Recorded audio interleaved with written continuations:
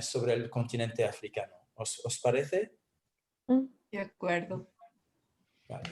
Pues diría que inicialmente, si miramos de forma histórica, la primera sensación que generó estos primeros contactos entre Europa y África fue miedo, ¿no? Si miramos en mapas medievales, alrededor de África escribían Ixunt dracones, que significa aquí hay dragones, porque eran zonas que desconocían y que asociaban un poco con el ultramundo, ¿no? Como el final del mundo y en una zona de muchísimo miedo. Después, cuando empezaron a establecerse contactos con poblaciones indígenas en África, un cierto grado, digamos, de denegación, ¿no? Denegación de que esos hombres, o esos seres que encontraban fueran seres humanos, denegación de la igualdad que podía existir entre ellos, o que ellos tengan algún tipo de cultura. A eso voy a volver, porque esta noción también de que África, al contrario de lo que habéis dicho, mucha gente tiende a pensar que África no tiene realmente cultura. Lo dijo el presidente Sarkozy de Francia, se fue a Senegal en 2012 y dijo que a África le quedaba salir de su oscuridad histórica, que es una forma de decir, pues, si África no ha entrado de pleno en el mundo occidental, no tiene un pasado, ¿no? Son personas salvajes que no tienen cultura y se tienen que aculturar, entrar en el mundo occidental para poder empezar a existir culturalmente.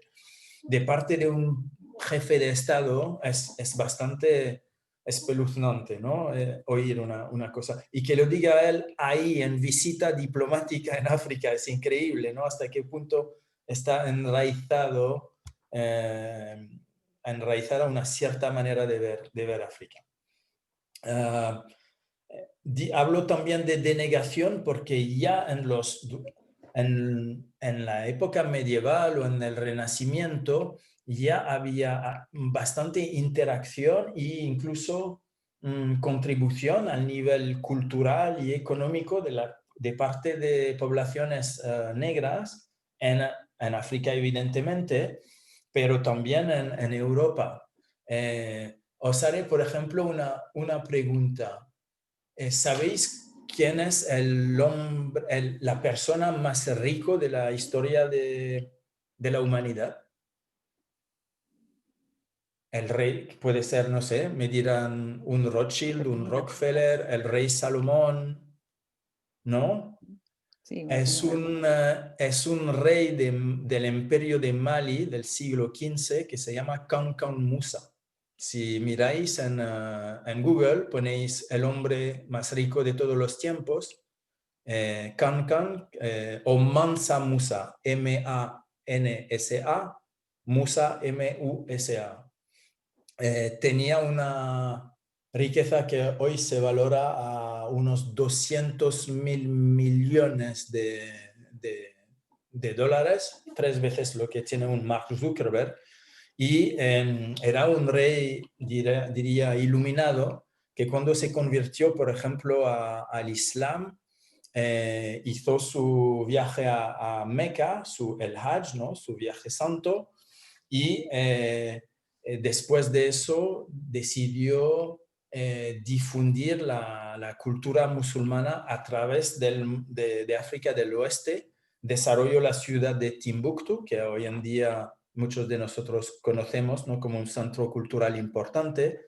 Y los libros que hay en Timbuktu se destruyeron, que los islamistas destruyeron en 2014, si os acordáis, ¿no? Hubo disturbios en Mali y la destrucción, pues esos libros fueron escritos durante el reino de Kankan Musa, que había traído, por ejemplo, traductores desde España. España en esta época era bajo el yugo de los musulmanes y había eruditos árabes en Andalucía, pues Kankan Musa les trajo, como era muy adinerado, les trajo como consultores para escribir ciertos de esos libros. Eso es un ejemplo de denegación, ¿no? ¿Cómo puede ser que no sepamos quién es el hombre más rico de todos los tiempos? O por qué se habla tan poco de él, ¿no? Y actualmente, para ilustrar un poco mi punto, estoy leyendo este libro, Los africanos negros en Europa durante el Renacimiento. Y voy descubriendo cosas increíbles. Por ejemplo, ¿cómo se llama este? Alejandro de Medici, que fue el primer de Medici, tenía orígenes y claramente rasgos africanos. Otro ejemplo es que sé por haber estudiado literatura rusa, el bisabuelo de Pushkin, uno de los autores más importantes en Rusia, era negro, era africano. De niño fue abducted, ¿cómo se dice? Adoptado. Sí, o sacado de África, traído por un duque serbio al corte del zar Peter the Great en Rusia, y Peter the Great le adoptó, le integró, ¿no? en la vida de la corte, y este hombre que se llama Ganibal fue general en el ejército ruso, pertenecía a la nobleza rusa y es el bisabuelo de Pushkin. Así que eso para ilustrar un poco el tema de denegación.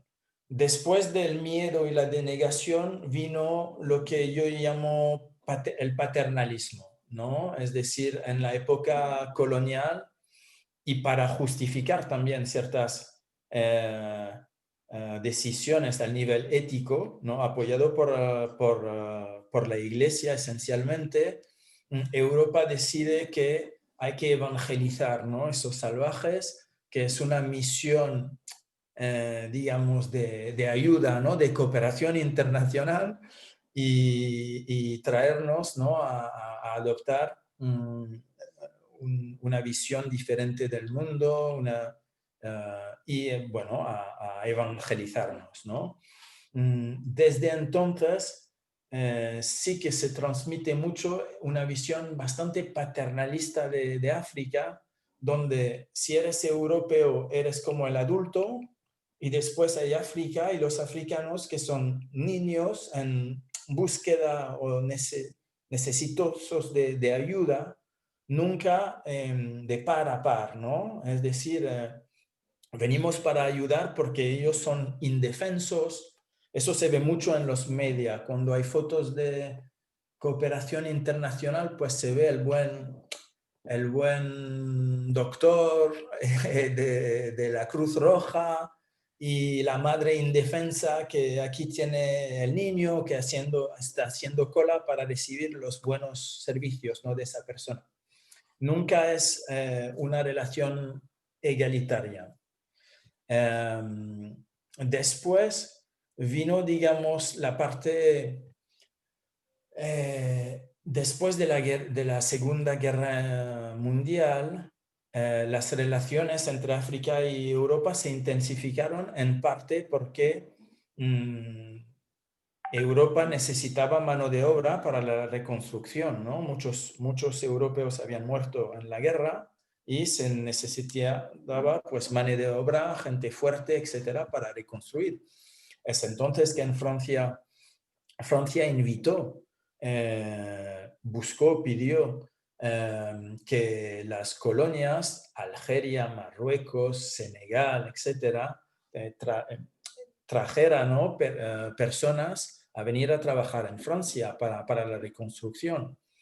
Y después, una vez que eso se realizó en los años 60, pues no habían pensado cómo vamos a integrar esas personas, cuál es el impacto de su presencia aquí en los últimos 20 años. Han tenido hijos, esos hijos son franceses, ¿qué son? No, nunca han vivido en Marruecos o en Senegal, han nacido aquí en tierra francesa. Y eso es la raíz de las fricciones que vemos en Francia hoy en día, porque hay toda una franja de la población extranjera o de origen extranjera que simplemente no se reconoce y no pertenece a esa sociedad porque esa integración no se ha preparado. Y pues después de este periodo de posguerra, diría que llegamos al día de hoy donde hay un cambio. Un cambio es que África empieza a tener una voz, y dos, la situación económica del continente está cambiando, nuevos actores entran, así que ya no es una relación polarizada entre colonia y colonizador, sino que África está desarrollando relaciones con China, con Estados Unidos, con Australia, con Japón, y las expotencias que tenía tanto poder en Europa, los franceses, los ingleses y tal, pues empiezan a jugar un papel no tan preponderante, ¿no? Sin embargo, aunque África empieza a tener una voz, espero a través también de miembros de la diáspora como yo, el discurso que los medios comunican sobre África sigue siendo el mismo, el que hemos visto haciendo el ejercicio, ¿no? Hablar de pobreza, de tristeza, de explotación, y por lo tanto quería quizás derrumbar unos clichés con elementos factuales que creo que pueden llevarnos a mirar las cosas de forma un poco diferente. Por ejemplo, uno de los clichés es que hay mucha inseguridad política en África, ¿no? ¿Estáis de acuerdo? Es que eso se oye mucho y que de cierta manera probablemente podemos pensar, vale, pero sí que es verdad, ha pasado tal y tal cosa, vale. Pero si miramos las cosas de un punto de vista histórico, los países africanos han tenido su independencia en 1960.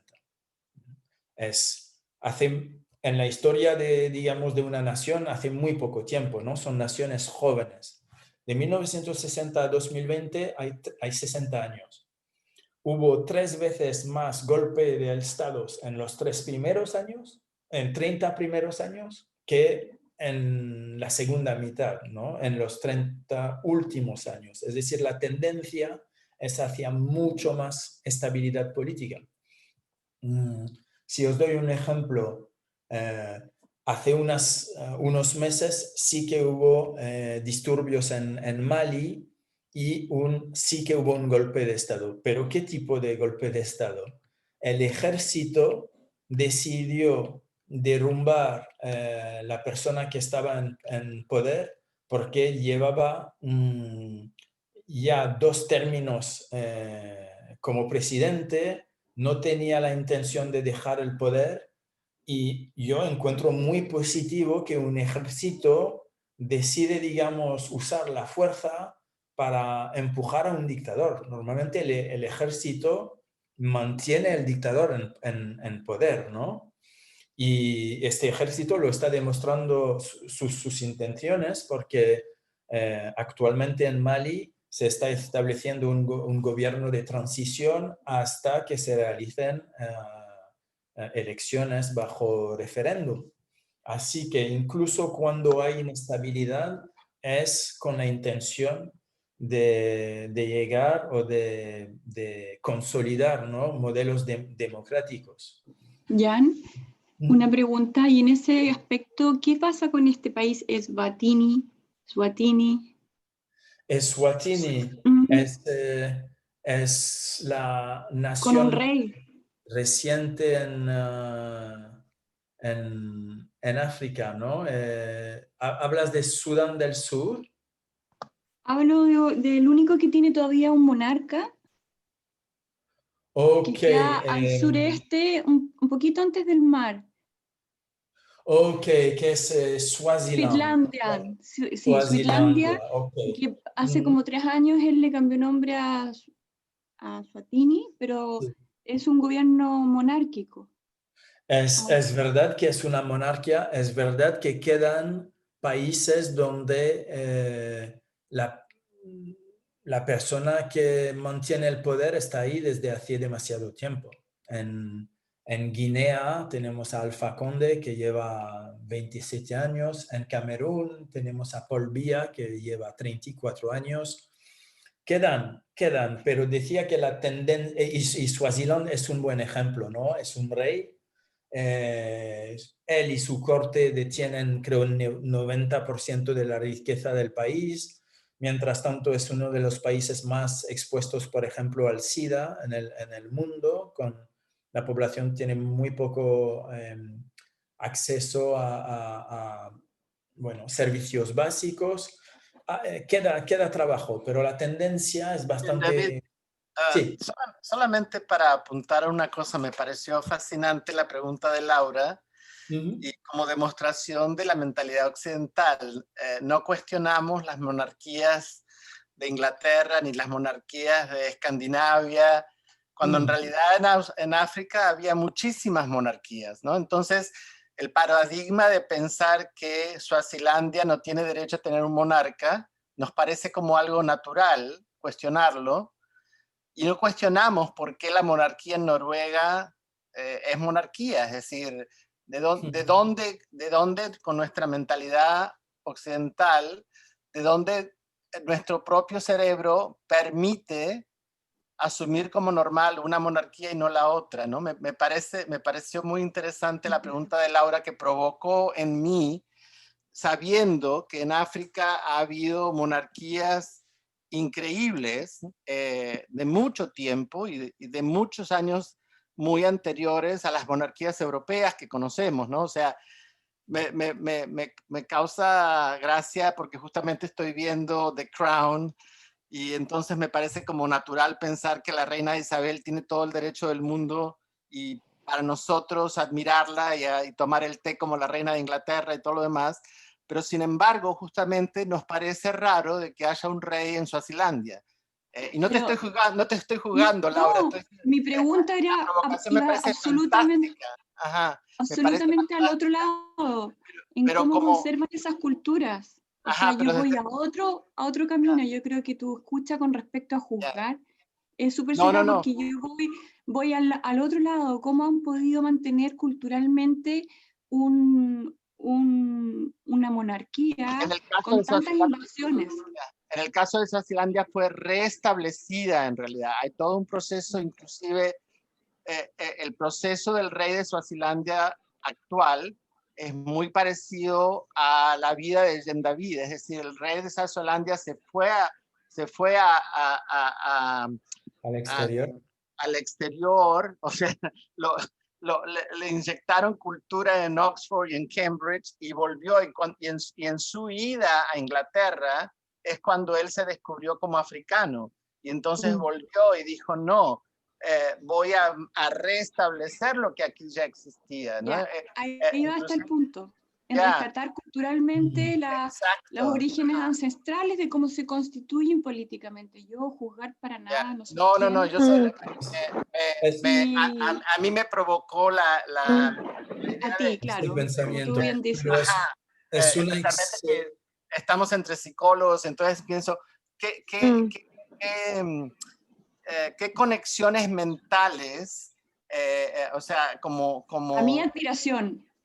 Y nuestros, digamos, que los filtros que no nos damos cuenta, porque tomamos como normal de que haya una monarquía, a ver, para hablar de España, Virginia, es normal para nosotros asumir que los Borbones tienen que estar sentados ahí y no de que haya, pero no unos cientos de monarquías en África. Es bueno que tú lo hayas levantado como una, pero Jen David, que sabe mucho más de esto que yo, no era una sola monarquía, hay cientos de monarquías aplastadas.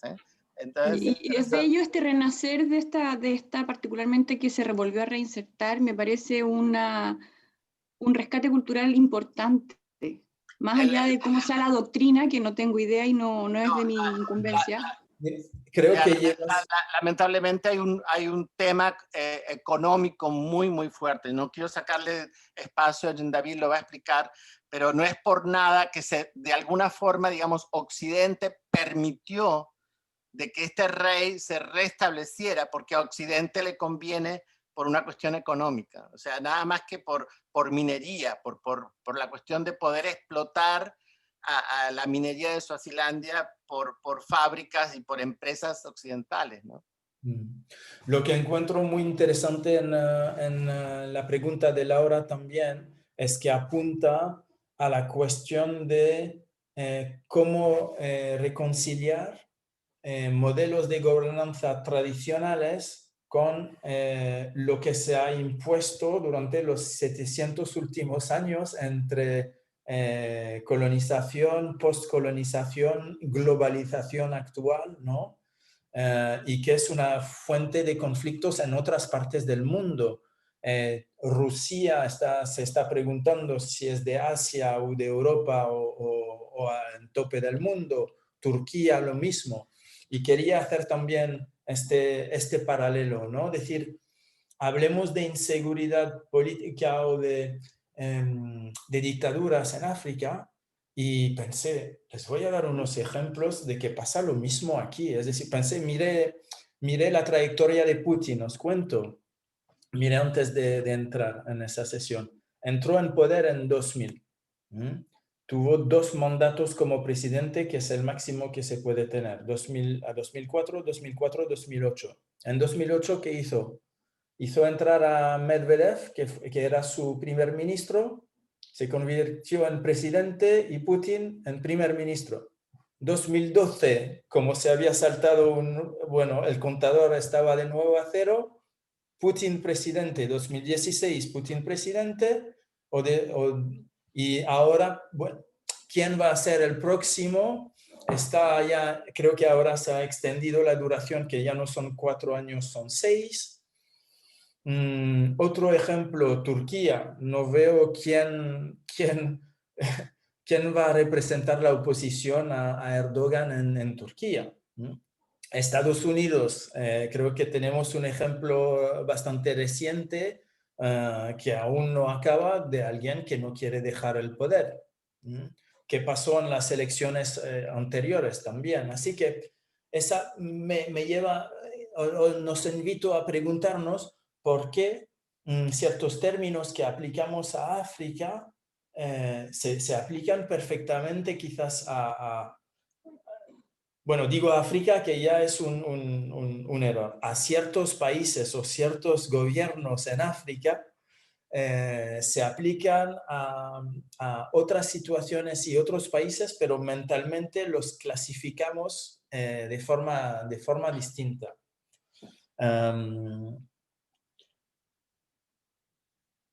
Eso, pues, para, sí, describir un poco los clichés, ¿no?, que se asocian con África. Inseguridad política, corrupción, tratar a África como un país, ¿no? Hay toda una campaña por internet que se llama Africa is not a country, porque los media, cuando pasa algo en un país en particular, dan la impresión que está pasando en todo el continente, cuando en realidad es un continente tan enorme. Hay una distancia, por ejemplo, que es la misma entre la capital Dakar en Senegal y Johannesburgo, como entre Dakar y Washington. Lo sé porque he volado de Washington a Dakar en 9 horas y después de Dakar a Johannesburgo en 9 horas. Así que no podemos, si hablamos de algo que pasa en Sudáfrica, ¿por qué asociarlo? Es como si aquí en Europa algo pasara en el sur de Italia y lo asociamos a, no sé, Siberia Occidental. Es que no tiene ningún sentido. Así que eso era un poco lo que sobre el papel, ¿no?, quería plasmar este recorrido histórico sobre diferentes nociones muy enraigadas en nuestra mente aquí en Occidente, miedo, denegación, paternalismo, el cambio, ¿no?, de paradigmas hoy en día, que África empieza a tener una voz, pero importante también el poder de comunicación es muy inegalitario. El otro día leía, por ejemplo, que en cantidad de datos, porque estaba haciendo investigación sobre un sector en Costa de Marfil, en cantidad de datos disponibles en Internet hay más gigabytes sobre la ciudad de París que sobre todo el continente africano, por ejemplo. Así, y de lo que hay, de lo que se sabe de África, qué parte de este contenido está producido por africanos en África, poco, ¿no? Son institutos de estudio, es el Banco Mundial, etcétera, que sí proveen datos, pero nosotros aún no producimos tanto contenido para proyectar, ¿no?, nuestra propia identidad actual y equilibrar un poco la cosa a este nivel. Eso os daría quizás un poco el micrófono sobre esta primera parte y después, si os parece, os contaría un poco de mi experiencia personal, pero simplemente para que sirva a ilustrar, porque al final el protagonista aquí no soy yo, es África. Te agradezco mucho, Jan David, por mostrarnos estos elementos que son clave, y desde la perspectiva de América Latina son cosas que resuenan también con nuestro continente. De qué hablamos y de qué no hablamos. Sí. Yo nací en Ecuador y ahora vivo en Chile. Sin embargo, cuando en los medios internacionales se habla de América Latina, del ámbito andino, por la cordillera de los Andes, se saltan siempre Ecuador. Entonces dicen Colombia, Perú, Chile, Argentina. Y si no somos nombrados, no existimos. Y si no existimos, también hay algo que internamente hace que nuestra identidad necesite ser reforzada permanentemente. ¿Sí? Yo veo, por otro lado, en ámbitos profesionales vinculados al coaching, que es mi profesión,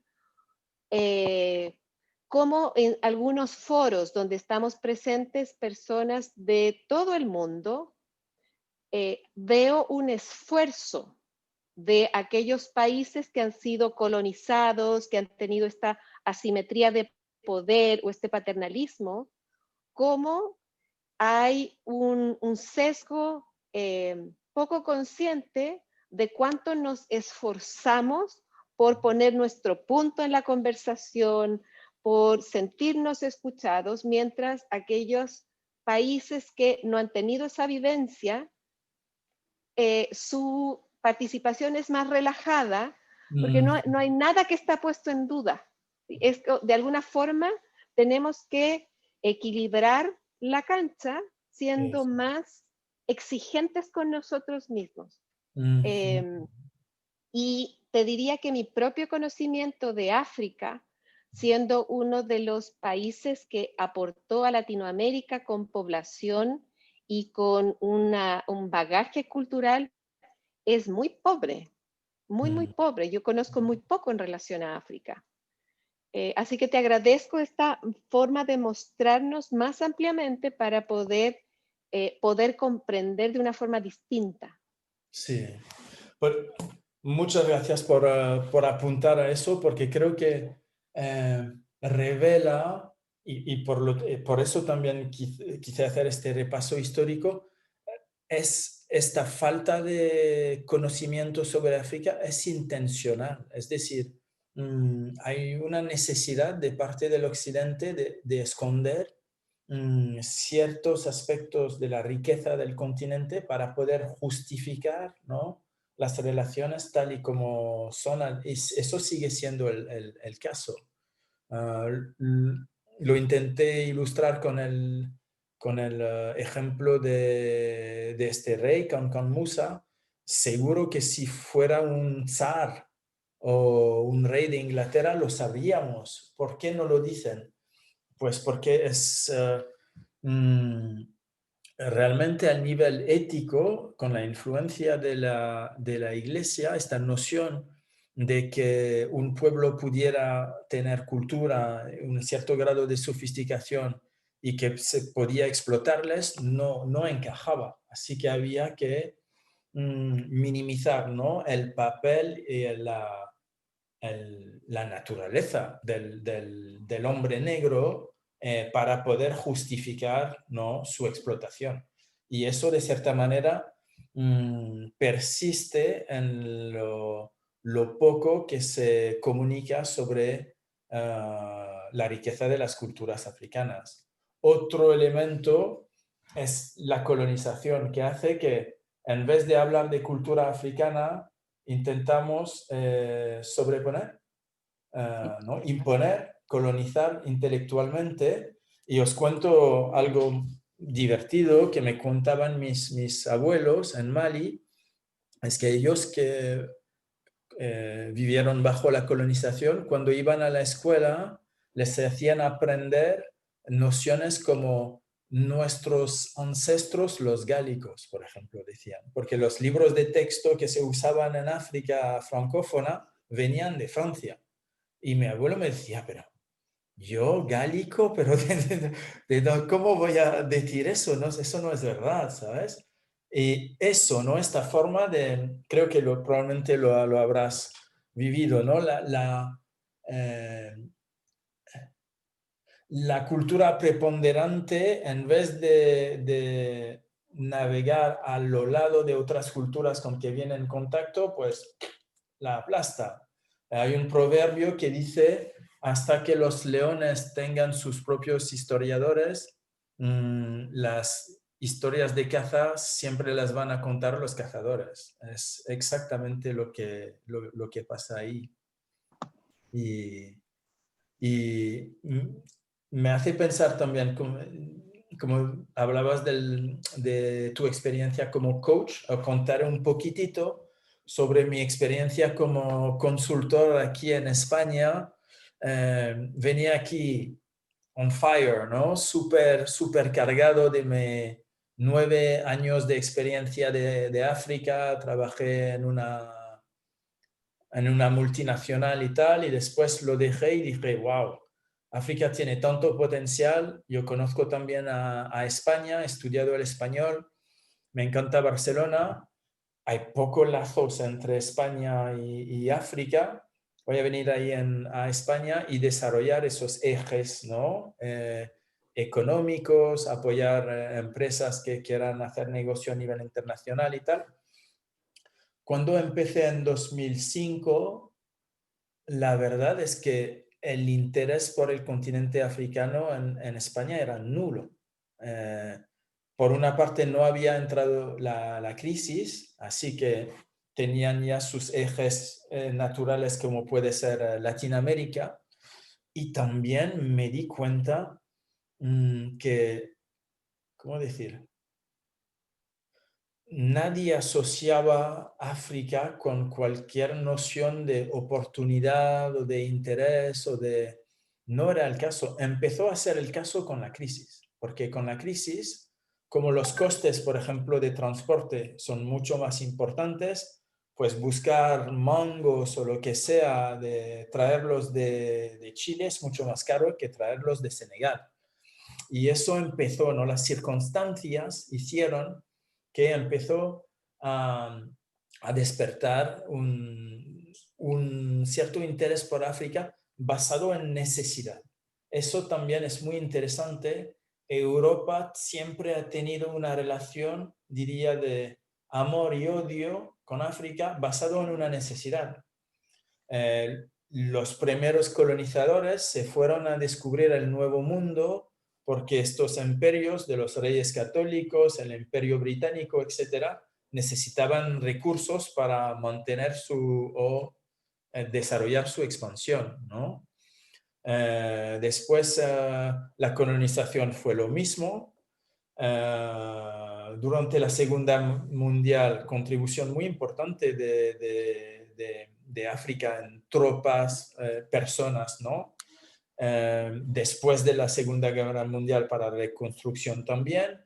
Y hoy en día un poco lo mismo. Es que Europa se da cuenta, por ejemplo, que África es un continente extremadamente rico en recursos naturales y que no se puede hacer sin él. Así que es interesante, ¿no? Hay esa relación. La imagen es que Europa ayuda a África, pero de los dos la que más necesitosa es en realidad Europa. Europa necesita más a África que al revés. Encuentro sí, sí, por favor. Sí, escuchándote me surge la pregunta, ¿cuál es la concepción que tienen los africanos del resto del mundo, de Europa fundamentalmente y de América del Norte? En general, hacia el partner tradicional, el colonizador, por ejemplo, en los países de África francófona, la percepción que se tiene de los franceses es de un pueblo, ¿cómo puedo decirlo? Conciencia, ¿no? De que es un pueblo que ha impuesto su cultura y su influencia, ¿no? Es como sienten que fueron bajo el yugo de este grupo cultural y hoy lo rechazan. Y como lo rechazan, miran en el exterior, pero en otras direcciones. Y por lo tanto, por ejemplo, en África Occidental y francófona, se giran hacia Estados Unidos. Los que pueden mandar sus hijos a estudiar no les mandarían más bien en Canadá, por ejemplo, que en Francia o en Inglaterra, ¿no? Para que se globalicen y para que salgan de esta visión únicamente bilateral, ¿no? Entre excolonia y colonizado. También creo que a menudo hay hay un complejo, eso está claro. Después de 500 años de dominación, en general nosotros los africanos, y yo incluido, nos peleamos con el tema de integración en un mundo donde, digamos, la cultura occidental prevalece y identidad propia. ¿Sí? Hay este conflicto. Y tercer elemento, hay también la necesidad de expresar su propia identidad o de desarrollar un modelo también que salga de esos padrones. Y es donde lo que preguntaba Fabiola es interesante, ¿tiene que África seguir un modelo occidental y globalizarse para desarrollarse? ¿O hay alternativas? Se ve mucho en el mundo del arte en África. Muchos artistas, diseñadores de ropa, de objetos, usan elementos tradicionales, pero les modernizan y acaban exponiendo en el MoMA en Nueva York, etc. Es decir, no es únicamente África y su arte muy tradicional que vamos a poner en un museo de etnología, ¿no? Es África que se reinventa entre un pasado que saca un poco de la tierra, ¿no? De donde se ha escondido todo eso y lo usa, lo transforma según su identidad actual, que también es muy moderna. África es un continente, porque tiene una población tan joven, la mitad de la población de África tiene menos de 18 años, es un continente muy innovador, ¿no? Muy extremadamente dinámico. Añadiendo a eso las nuevas tecnologías, la cultura oral que hace que nos encanta hablar por teléfono y que la tasa de penetración del móvil es brutal, es una mezcla muy interesante, ¿no? Entre tradición y modernismo. Quizás un poco, no conozco bien, pero quizás es comparable a Japón desde este punto de vista, ¿no? Donde probablemente habrá una de las tecnologías más avanzadas del mundo y las geishas y un mundo muy, muy, muy tradicional que se chocan y que, en mi opinión, en Japón no acaban de integrarse, ¿no? Orlando, ¿querías decir algo? Sí, me estoy sonriendo por lo que dijiste de la innovación. Yo vivo sabes que vivo en el segundo país más africano del mundo fuera de África, ¿no? Entonces, que muchos de mis compatriotas latinoamericanos no lo saben. Brasil es el segundo país más grande de África después de Nigeria.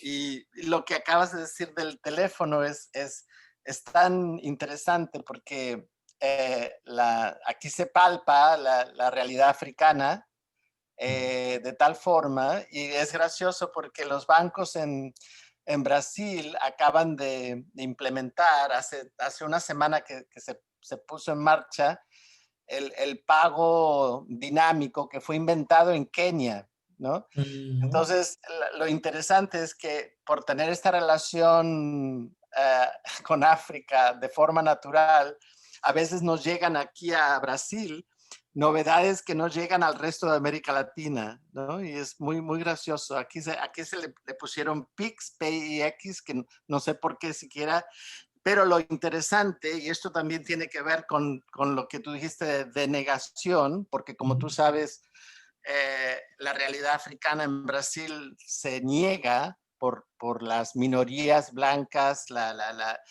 que tienen el poder. Entonces, por ejemplo, en ningún momento, o sea, el hecho de que esto sea de origen africano no es algo que se utilice en la publicidad. O sea, yo lo sé porque lo conozco y por haber usado en África. O sea, en Kenia hace creo que algo como 10 o 12 años que ya existe y ahora esto se implementa como algo totalmente nuevo. Pero en ningún momento se ha dicho estamos implementando una tecnología africana, ¿no? Entonces, digamos que se mantiene esta cuestión de, estoy seguro que si hubiese sido un invento americano, o canadiense, o alemán, o sueco, claro, los bancos dirían, implementamos la última tecnología sueca, ¿no? Pero aquí nadie dice que están implementando la cosa más moderna que hace 12 años ya la usaban en África y que fue inventada por adolescentes en África, ¿no? Entonces, fue uno de los primeros países del mundo a eliminar el dinero y crear una moneda electrónica, fue Kenia, ¿no? Pero bueno, en fin, me causó gracia de esta cuestión de la innovación, porque el hecho de tener una población tan joven y demás, y siempre buscar la vuelta al no tener la solución material, yo creo que la innovación es como que surge justamente por la falta de recursos. Pero la otra cosa que quería también mencionar en este momento, me llamó mucho, Fabiola, me gustó muchísimo tu extrapolación en la cuestión de Ecuador con la cuestión andina, pero al mismo tiempo también me provocó otro pensamiento, tanto tú como Jean David, y en mi caso yo sé que tengo lo mismo, es que solamente lo sentimos o lo vemos una vez que nos alejamos de nuestra propia cultura, ¿sí? Es decir, a ti te llevó ir a vivir a Chile para darte cuenta o para sentir que la identidad tuya andina se fortificó posiblemente al estar fuera, ¿no? Y al ser testigo de que no se mencione Ecuador cuando se habla de esto, ¿no? Entonces, es interesante desde el punto de vista psicológico y me pareció interesante cuando Virginia te preguntó, Jean David, ¿qué es lo que piensan los africanos? Yo no te considero a ti un típico africano, como tú bien lo dijiste. O sea, quizás la pregunta que Virginia le hizo a Jen David, si se lo preguntase a un africano que nunca salió de África, tendríamos una versión muy diferente, ¿no? Es decir, reaccionamos, pero desde un punto de alguna forma bicultural, al haber salido de nuestras propias culturas y verlo desde fuera. Y eso, para el tema de coaching, cuando alguien se va a mudar a un país o cuando alguien va a trabajar y demás, es muy interesante porque sin querer tenemos de alguna forma nuestra mente poluida por imágenes que nosotros mismos construimos a partir de una experiencia.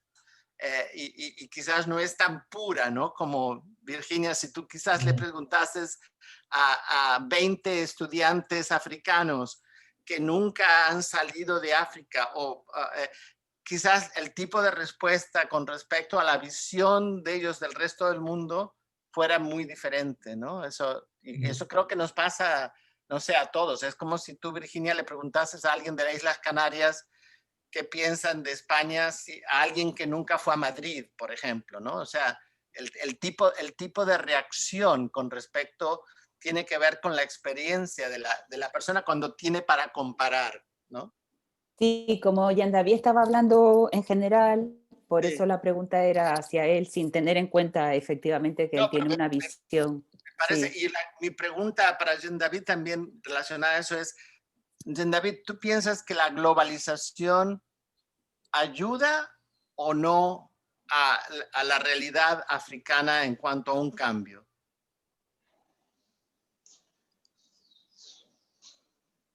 Actualmente diría que no, en la medida de que creo que África necesita un tiempo de readaptación, de reencuentro, ¿no? Después de tanto tambaleo, ¿no? Los 500 últimos años, tantas cosas que nos han hecho olvidar quiénes somos, ¿no?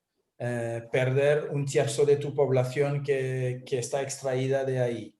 Después la colonización, una influencia externa que impone otra cultura.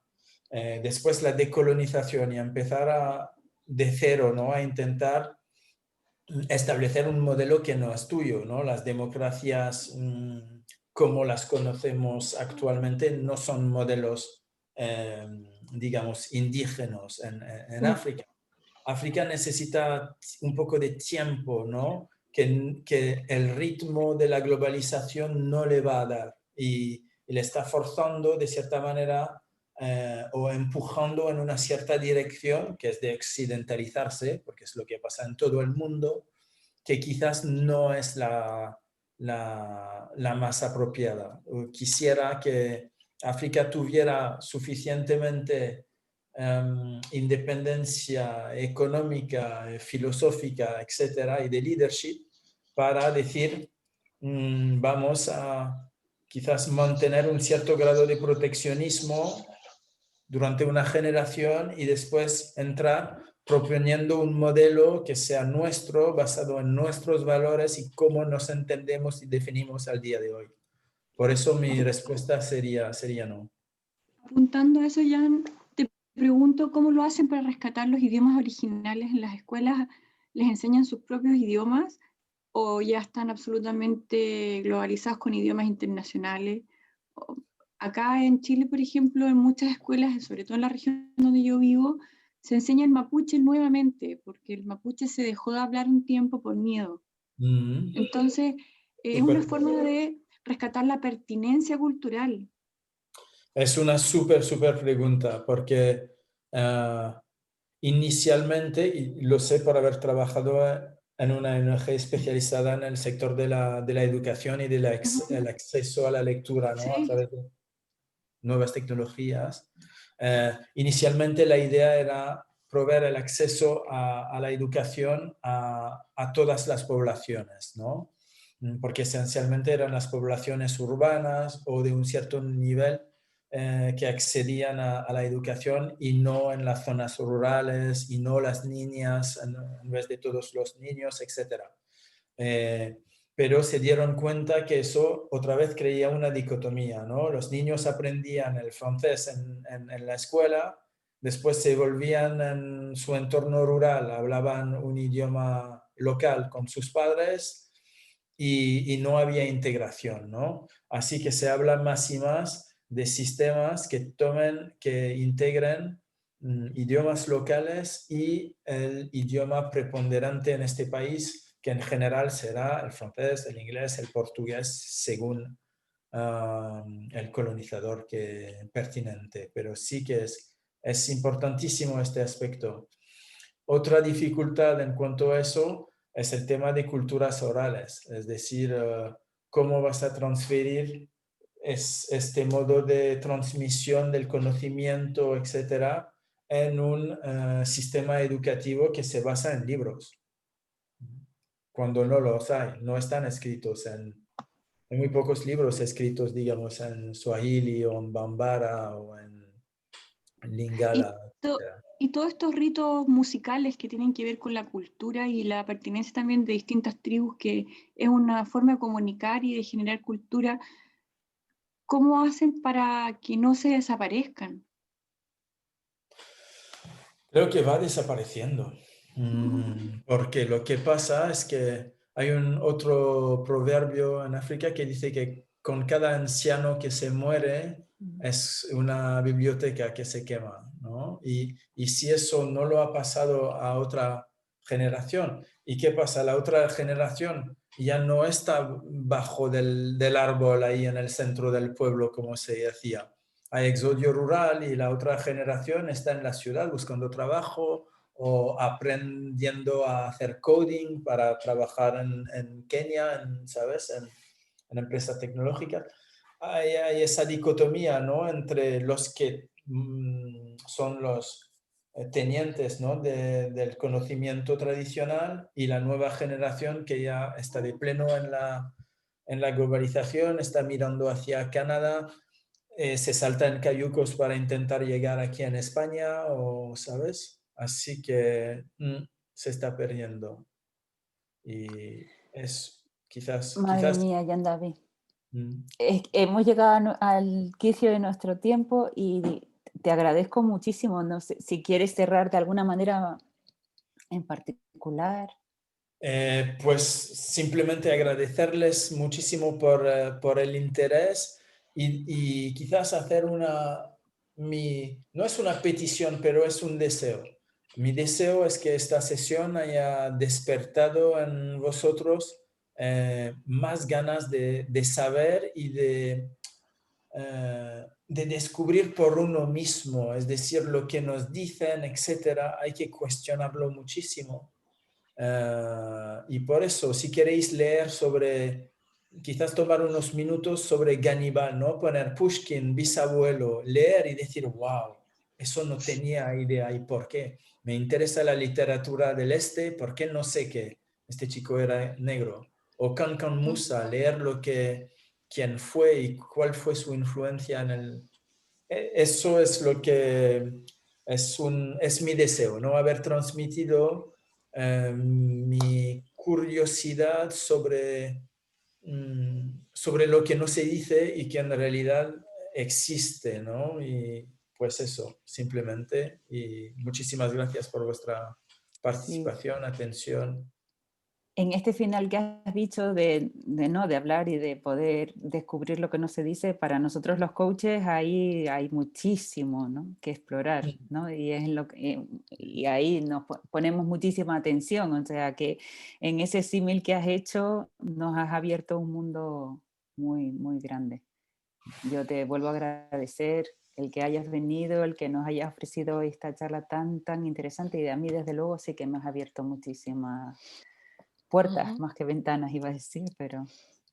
Pues fue realmente un placer y pues que sigamos en este camino, ¿no? de descubrimiento, que también es un camino de autodescubrimiento sobre nosotros mismos, lo que nos interesa, lo que creemos, lo que dejamos de creer.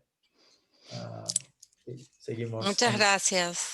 Y Sí. saber que al menos en mí dejaste la semillita y todo anotado. Y es más, en el medio buscaba y Google rápidamente no lo tiró. No, por eso después tipié el nombre en el chat.